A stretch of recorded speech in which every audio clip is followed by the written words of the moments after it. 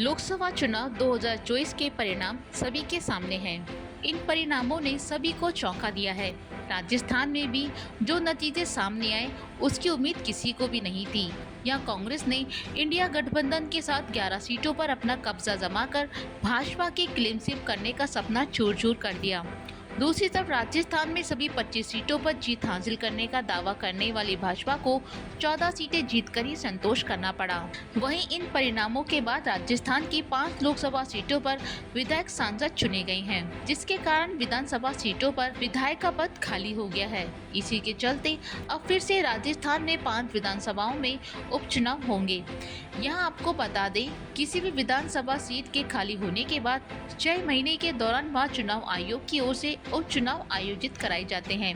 तो चलिए जानते हैं कि वो कौन सी विधानसभा सीटें हैं जहाँ फिर से उपचुनाव होने हैं और वो कौन से विधायक हैं जो सांसद बने हैं। कांग्रेस ने इस लोकसभा चुनाव में सचिन पायलट के करीबी हरीश मीणा को टोंक सवाई माधोपुर लोकसभा सीट से चुनाव मैदान में उतारा था।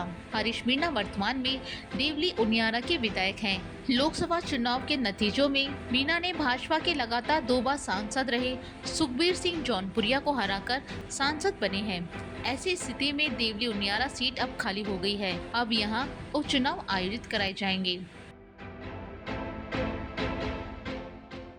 दौसा लोकसभा सीट से भी सचिन पायलट के करीबी और पूर्व मंत्री मुरारी लाल मीणा विधायक से सांसद चुने गए हैं। वर्तमान में मुरारी लाल मीणा भी दौसा के विधायक हैं। मुरारी लाल भी इस लोकसभा चुनाव में भाजपा के कन्हैया लाल मीणा को हराकर सांसद चुने गए हैं। ऐसे में दौसा विधानसभा सीट खाली होने के बाद अब यहाँ भी उपचुनाव होंगे।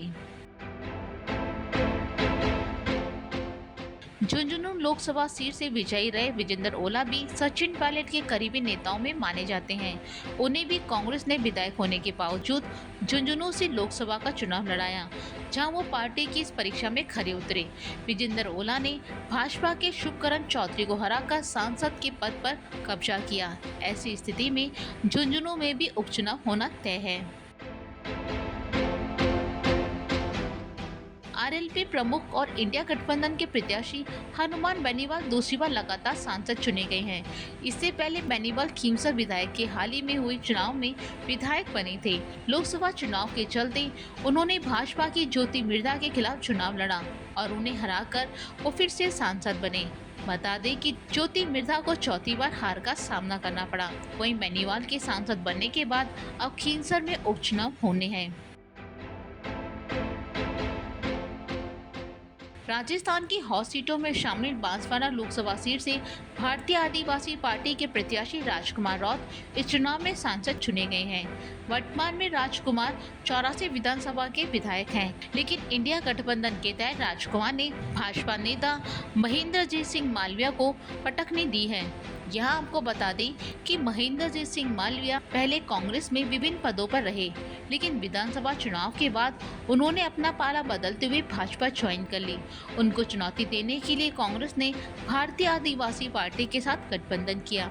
इस गठबंधन के चलते राजकुमार रौत ने उन्हें करारी शिकस्त दी है। ऐसी स्थिति में 84 विधानसभा सीट खाली हो चुकी है और अब यहाँ भी उपचुनाव कराए जाएंगे।